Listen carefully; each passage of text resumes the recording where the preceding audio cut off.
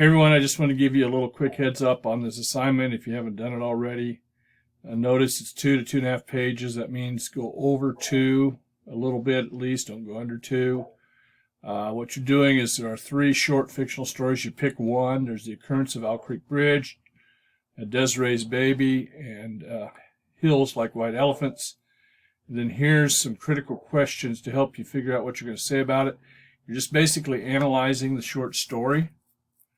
And use those to pick out, I would look at things like the title and the setting and any symbols or metaphors that might be in it, anything.